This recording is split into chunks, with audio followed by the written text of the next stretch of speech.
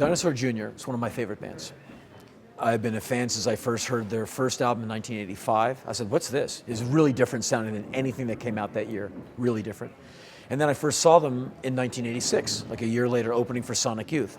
And started buying the records and never missed an album, and as best I can, have never missed a tour. In my opinion, there's no bad albums, there's no bad songs, there's no phase of their development where you think, what were they thinking? This sucks. Never. I mean, they're great. And I've seen them 9 times this year, and I'm loving it.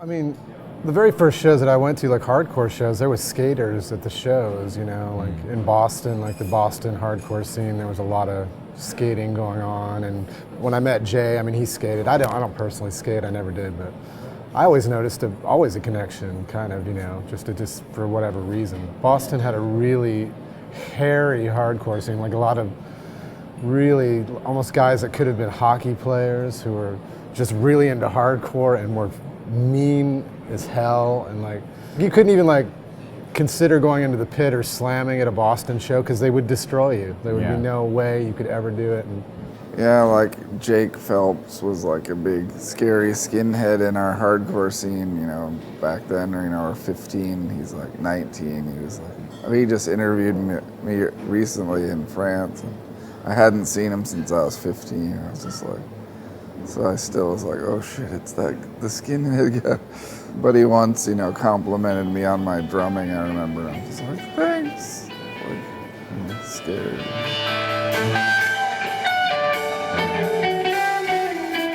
Most of the bands that skateboarders I knew were into were just like Zeppelin, Sabbath, and I don't know. there was that band, JFA. They were the first band that I saw, like, where they really like had a lot of skateboards on the front cover of the 7-inch. They had a 7-inch EP.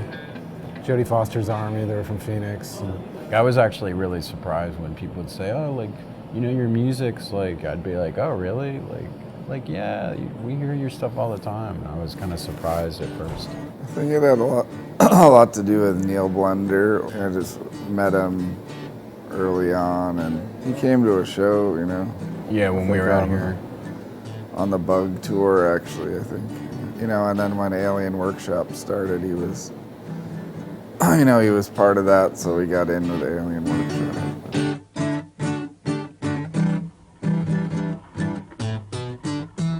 I got involved in the Dinosaur Jr. project through a guy called Mark Locke. He's a director from England who had approached the band about doing a music video involving bikes and skateboards. And they were trying to find somebody who had experience shooting bikes and skateboards because they wanted to make the video very much like a regular skate video or a bike video, you know?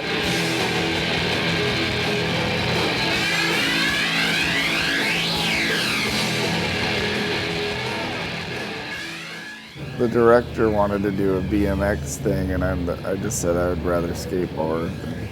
As we're driving to the venue to meet the band for the first time, we get informed that the band actually has no interest in us being there, that they really don't want us to be on the bus with them. Obviously, you know, we're Space Invaders. They're already been on tour for weeks on end. A couple of smelly skaters and a director doesn't help anything anyway, you know? So, I don't know, I think after a first couple of days of going out and getting stuff done, the band seemed to change their mind pretty quickly. They seemed to like going out and riding bikes and being in the sunshine because it was quite a different schedule for them. You know, normally they're just, I don't know what they normally do on a tour, to be honest, because I don't normally go on a tour with a band, but apparently they were pretty happy to go out and see the sun, ride bikes, and so after the first day or so, they really got in the swing of things.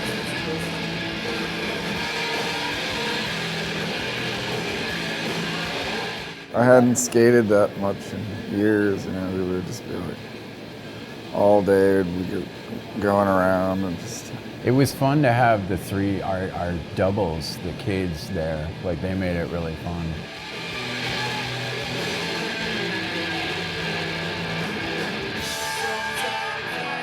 I mean, I hadn't ridden a bike in ages, and it was really interesting to me how heavy the bike was and how powerfully strong the kids were that rode them. Yeah. This guy Kenny, who was my double, was incredible. You know, just watching them do their thing every day was, I don't know. Not that I didn't have respect for it already, but I mean, it was like, my God. And Mike was sick.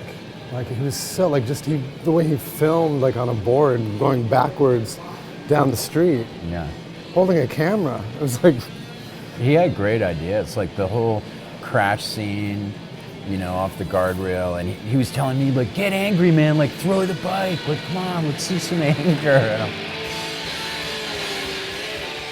Everybody who's skateboarded for more than a few years knows the history of Dinosaur Jr. in skateboarding, and how often are you going to get an opportunity to do something that you really care about like that, you know? Like I wanted to make sure it came out nice.